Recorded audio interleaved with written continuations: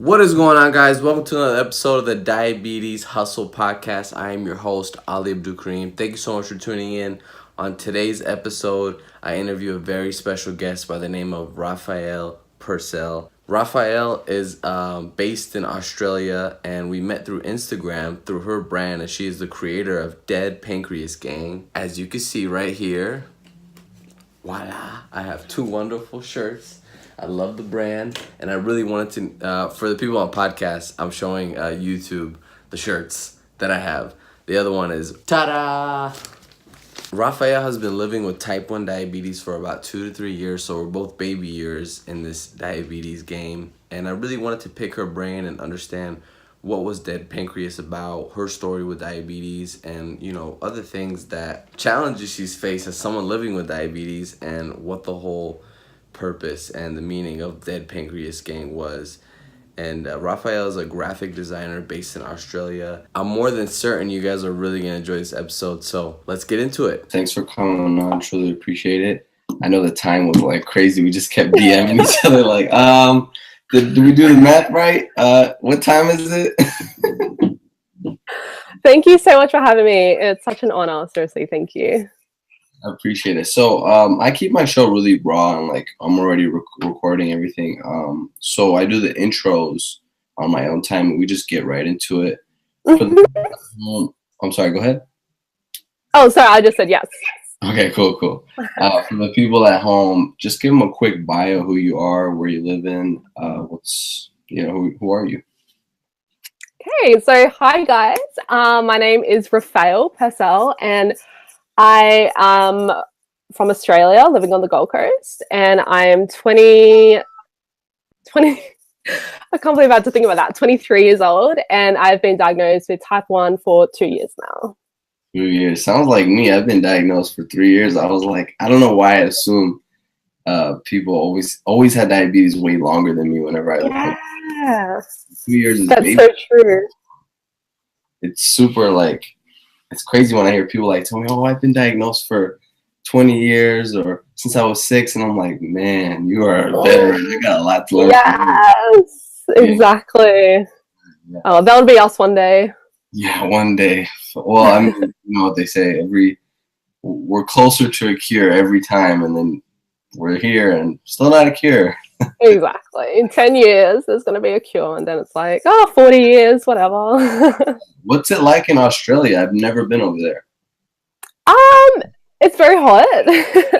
If you love the sun and like being outside, if you're an outdoorsy person, you're absolutely going to love it here. The beaches here are amazing. As you can tell by my pale skin, it doesn't necessarily suit me. So, but yeah, it really is a beautiful place. I would definitely recommend anyone to come and see what it's all about.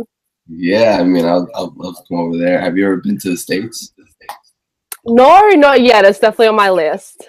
Oh, really? It's definitely on the top of my list for sure.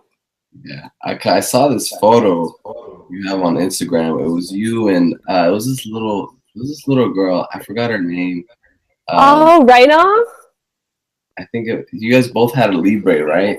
Yes, yeah. I love that photo because that photo kind of like, you didn't even need a caption because it was like, okay, wow, she understands the importance of community really, and like I feel like a kid like that looks up to you, they're like, wow, like, look at Raffael, she's building a brand and she's talking about diabetes, and diabetes doesn't hold her back. And just to get right into the juice of what I do on the podcast, it's mainly to empower people with diabetes. So, and I feel like you're doing that. So I just want to acknowledge you. Thank you so much. It really means a lot.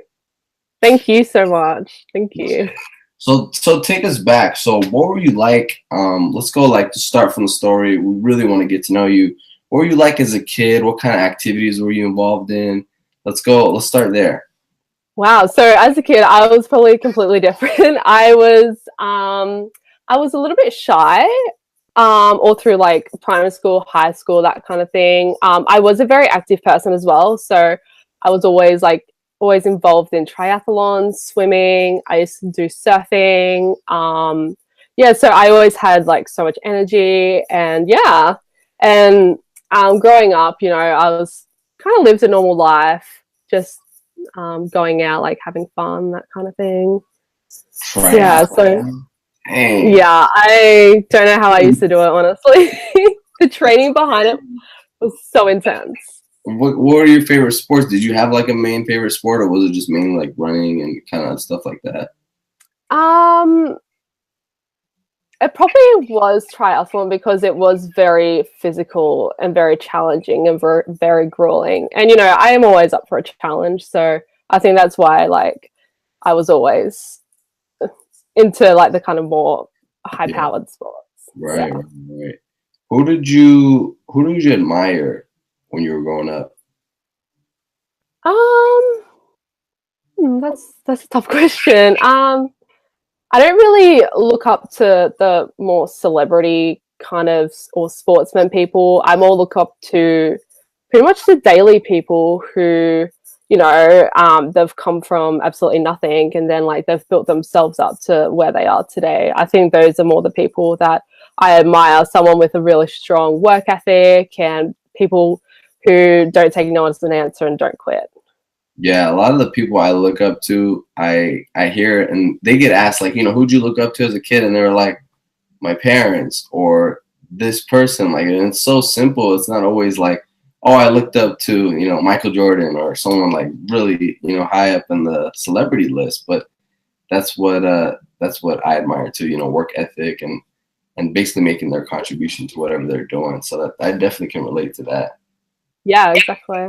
Yeah, so you got diagnosed at if I'm doing the math right, age 21? Yes, yeah. February 8th. February 8th. Okay. Take us back when you first got diagnosed. What was that like, and where were you in that point of your life? Oh my god. So probably 6 weeks leading up to that, I noticed that I was losing so much weight. Like you could literally see like my rib cage, and I was just eating the worst food because I was constantly craving like that sweetness. I was just always having like chocolate and macas and all that, and I was really thirsty. I couldn't like go 10 minutes without wanting to drink water, and I get getting cramps in my legs and all these really weird things are happening to me, but I didn't really acknowledge it because I just started working like full time at a new job, and I was working part time at another job. So I was pretty much working 8 a.m. till midnight. So I pretty much just put it down to, you know, being ran down, tired, that kind of thing. And it wasn't until my mom was like, oh, you should like go get a blood test, just check it up. And then I think it was on like a Tuesday or something. I went and got my blood test, and then I went back to work. I remember I had like all these crazy like work deadlines. So like I just didn't even think anything of it, just went straight back into work mode. And then I got this call from my GP actually. And it wasn't my normal GP. It was kind of just like a stand-in one, as my old one was just like on a holiday. And he was like, oh, you have type 1 diabetes. You have to go to the hospital like right now. I was like, oh, well, I have work to do. Can I go at the end of the day? And yeah, I'm pathetic, really. And she was like, no, you have to go right now. Like, we have a hospital bed waiting for you and a team waiting for you. I was like, oh, that's so weird. Like, and in that moment, I just started to cry because I had no idea, like, what the rest of my life was going to be like. You know what I mean? So I remember I went home, grabbed my laptop so I could like work well at the hospital, and just like grabbed like a quick overnight bag, and then just shot right off to the hospital. And I remember when I got there, I was pretty like calm and casual by that time.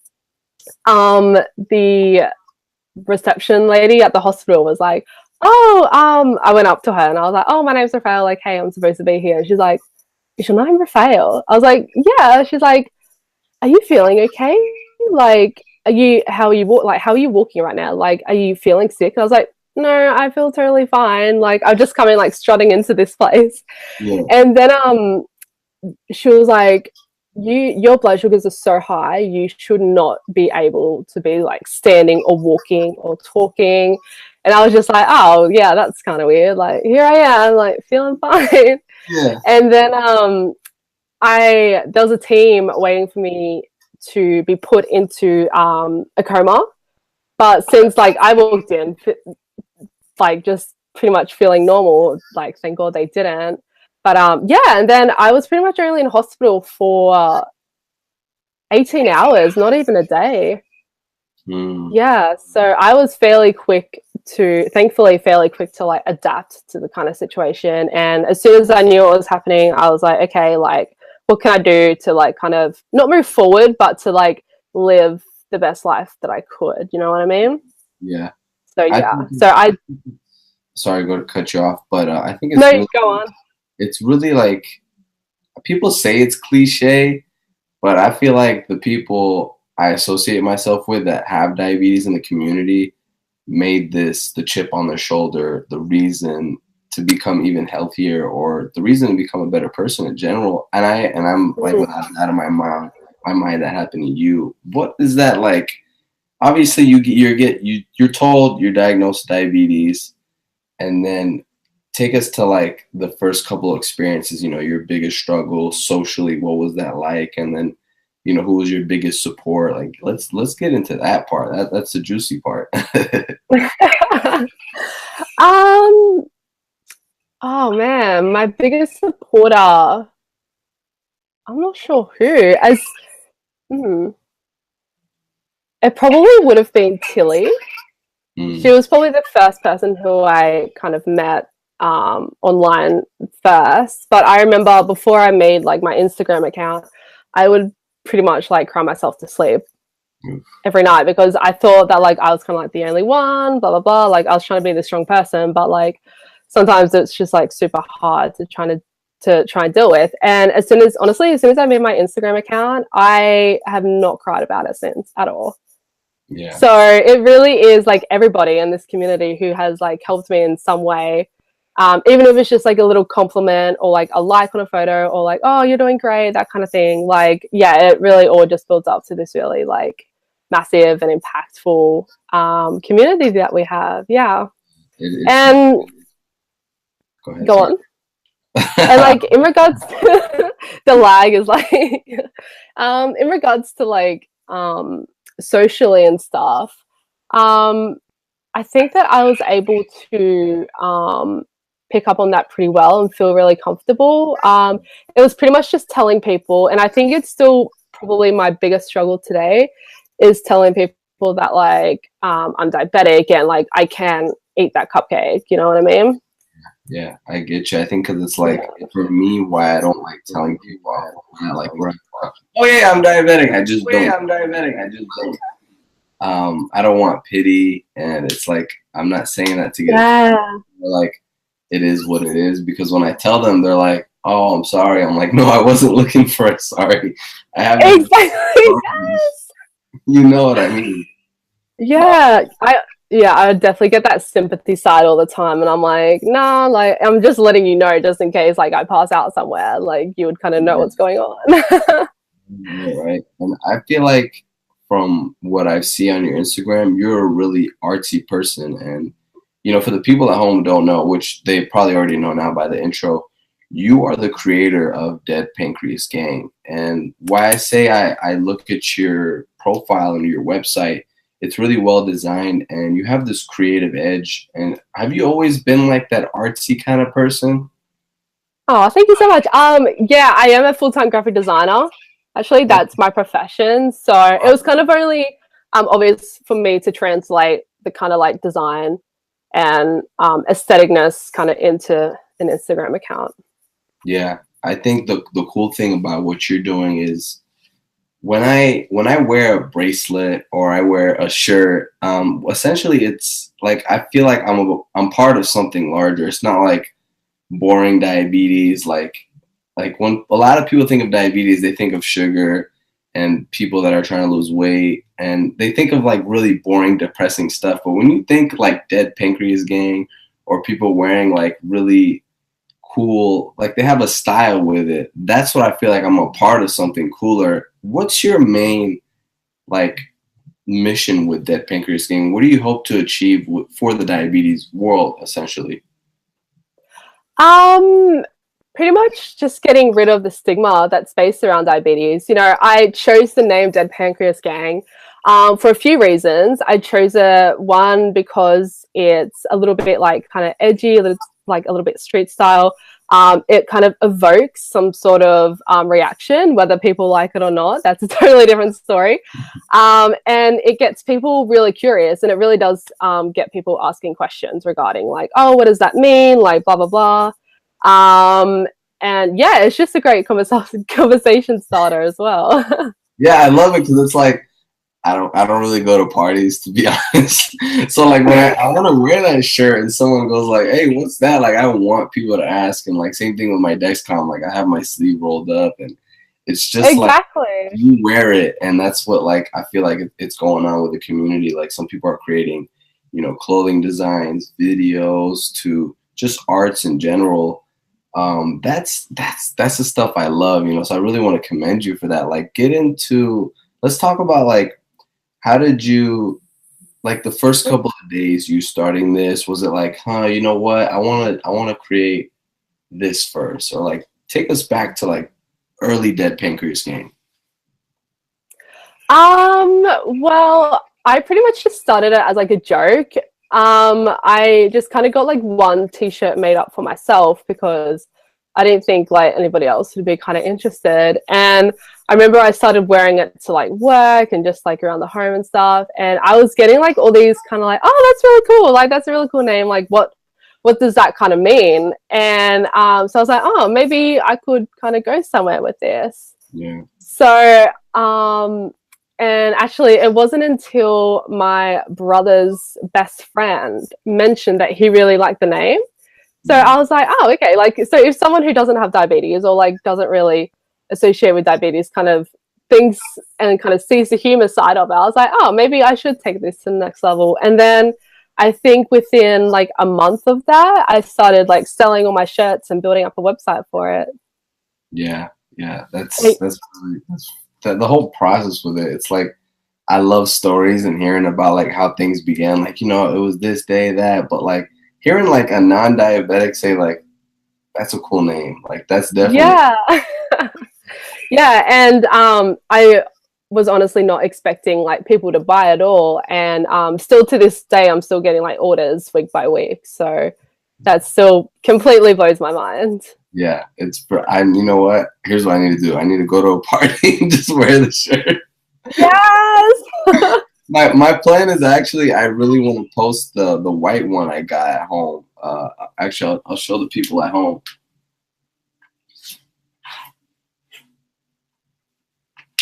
This one. I want to post on the next one. And I think like the like, this is what I mean. Like when you put on something like this, and just in general, like you just feel like you're a part of something. Like when you were first diagnosed, you would have never thought like, oh, I'm gonna create, a clothing line, or I'm gonna wear this on my wrist. And like, it's not just this boring diabetes, Oh, exactly. Yeah.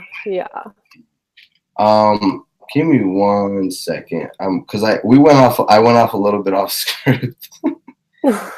1 second. Okay, so to go back on the diabetes story, what is your current thing you're dealing with right now, like your current struggle? So my podcast is mainly talking about like diabetes burnout, mental health. Like, did you ever get into a place where you ever felt burnt out, or just like a big struggle you got over essentially with type 1 diabetes? At this moment, no. But in saying that, I have only been diagnosed for 2 years. So, I'm only like so small, like the smallest little part in my journey.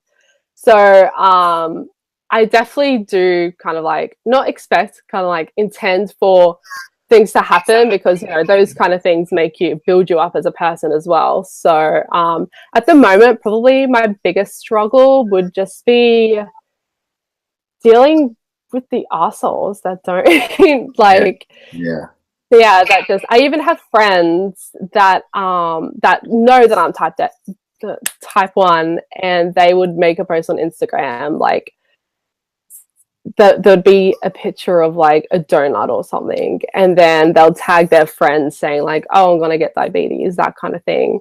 Yeah. For people, yeah, it's like people that know you're diabetic, yet they continue to build the stigma Yeah. of diabetes. That really, yeah, that's probably my biggest struggle. Yeah. I mean, I think for me, when someone talks about a cure or like taking no insulin, all that stuff, essentially it makes me feel worse as a person. Like I go, wow, okay, I'm bad because I have diabetes. Like someone's talking about a cure, I must be dumb enough to not know about it, and I'm taking, all this medication. Like when they talk about cures, essentially, I feel like I'm doing a bad job, and like it's like, but no, we're not. Like these people don't know, and the more I learn, the more I understand. Like before I got diagnosed, I didn't know jack shit about diabetes, so like I'm kind of empathetic to it, but I don't know why that thing is with me that like I just feel worse when they talk about a cure. Like I'm like, oh, I feel bad inside. I feel gross, Yeah. I don't know Yeah, if that's people ever come up to you and like talk to you about a cure. Like I don't know if that bothers you. yeah. I've really had my GP talk about cures, and I just kind of sit there and I'm like, okay, like, like he's like, oh, there's probably gonna be a cure in 10 years. I'm like, I bet you say that like every 10 years. Yeah, Like, they say it all the time, but it's like I know. as advocates, I mean, I would consider both of us advocates, of course. It's my thing I like to push is let's focus on today and try to make the best management we can possible, learn more, and just make it a little less worse than it was yesterday. Maybe one less I hype, love one less hyper, or let's have a better relationship with food. And like, are you currently like with you and your diabetes, are you currently trying to learn more through people? Are you learning through books? Like what's your journey with that right now? I'm more learning through people and just more experiences myself as well. Like my style of learning, I can't read a textbook. Like that's not how I learn. That's not how I absorb information. So for me, I have to kind of like get out and really experience it. Whether that be like, having a really bad low and being like, okay, like what, stripping it back and being like, okay, what did I do? Like, did I go out? Like, did I exercise? Did I just give myself too much insulin? That kind of thing, and just connecting with other people and kind of like learning through their experiences as well. Right. Do you guys ever do meetups in Australia? Not really, but that would seriously be the coolest thing ever. Yeah, because I'm going to one tomorrow and I'm kind of nervous because I'm really introverted. I just stay on my laptop, but like, man, do you got any advice for me?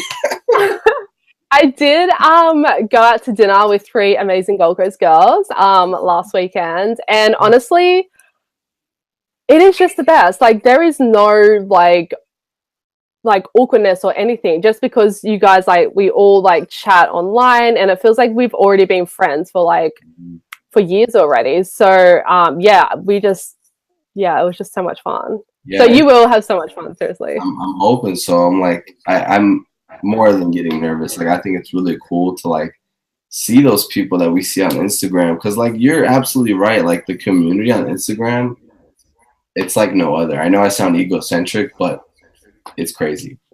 It's so true. Where are you going? Like, are you going to dinner or drinks or? It's a brewery, but there's not. Oh, It's for like kids too. I don't really drink, but I'm. yeah.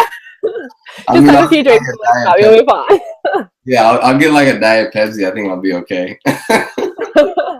Put some vodka in there. Right, exactly.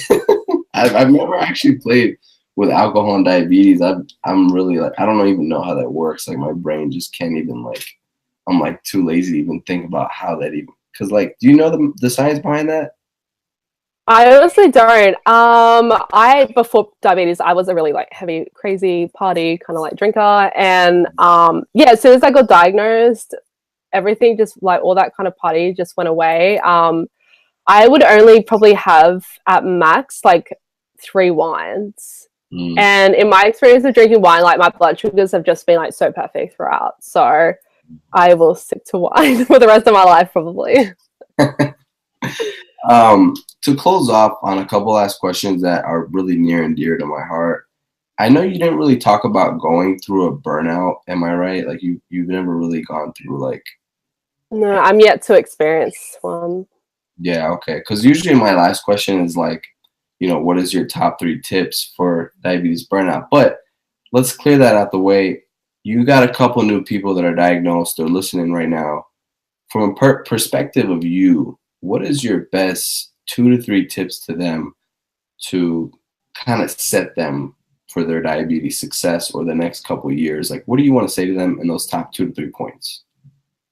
Okay, so my first point would probably be don't bottle your emotions, which is something I still have to learn. I definitely am a bottler, but as soon as you start to put yourself out there and let people know how you're feeling, you would honestly feel so much better about yourself, and you'd start to even like grow this sense of confidence about yourself as well, which with diabetes is definitely something that's very challenging. But yeah, you just let your emotions all out. Yeah. My second one, don't be too hard on yourself.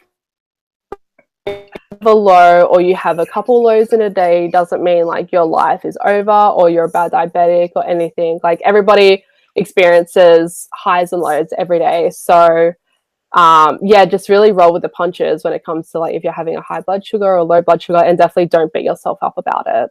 Yeah. Because that is also something I did. And as soon as I learned to let go and more like ride out the highs and lows and stuff, yeah, you'll have a greater understanding of your body and how it works as well. Right, right. I think how do I say this? Like when I still check my blood sugar, on me, I feel almost insecure, but I almost practice it to do it with people. Not like, I stick in their face, but like I'm in the gym, I'm like, okay, thought I'd eat head, whatever it is they're thinking, like, oh, he has diabetes, he's not fat, or he's so young, it's like I want that, like checking the blood sugar, or even I don't know about taking injections.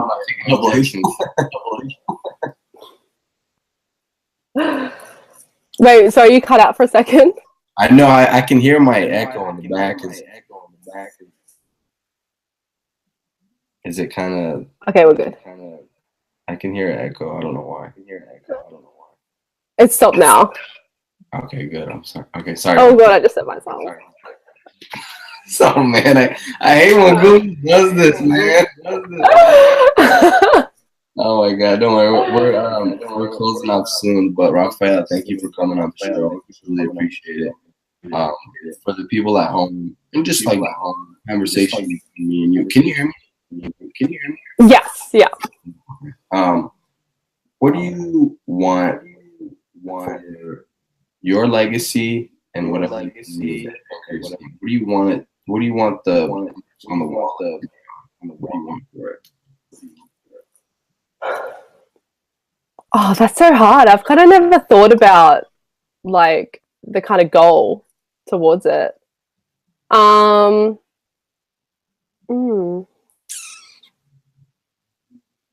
my god, this is so hard. Don't worry, take it.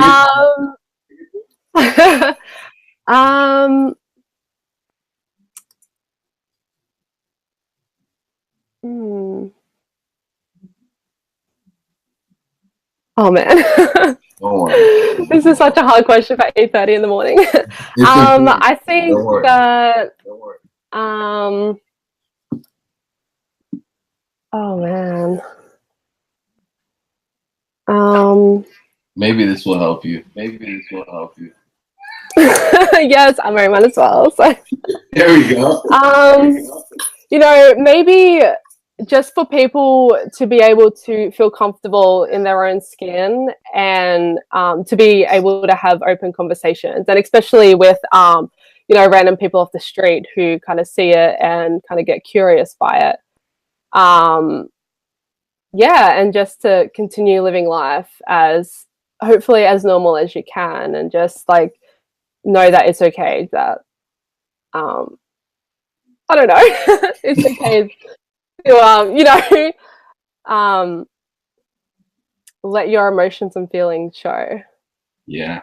And that's what you're doing, you know, like when I put on my shirt, I feel like I'm a part of something, you know, I'm not this sick, diabetic, whatever kid. Like I'm part of the gang. I'm part of the Dead Pancreas Gang, and I feel Exactly. just like hip hop, you know, like hip hop has had that revolution with Run DMC when they had their Adidas and those shoes, but like now it's diabetes to have a voice, and I feel like you're doing that. So I want to acknowledge you. Thank you for that. Oh, thank you so much. Thank you. I really appreciate that. That is such a massive compliment. Thank you. Any last pointers for the listeners at home before we close off? Don't worry, we're gonna plug you too. We're gonna plug them where you're at. Anything else other than that? Just keep doing you, you know, just keep rolling with the punches and just keep growing and learning, and yeah. All right, are you ready for the speed round? Oh my god, what is this? And I was like, you know what? I'll do it Raffeal today. Oh my god, I'm nervous. I'm ready. Go. Okay, favorite book. I don't read. Okay, favorite movie. Oh shit. I have to think about that one. Pass. All right, favorite food. Burritos. Coffee or tea? Coffee for sure. Favorite show. Oh my god, there's so many. I'm probably gonna have to say The In-Betweeners. Favorite color T-shirt. Black.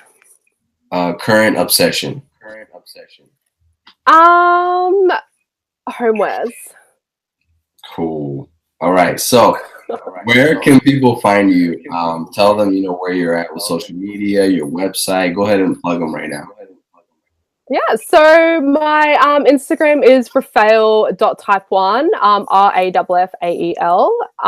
And my website is www.deadpancreasgang.com.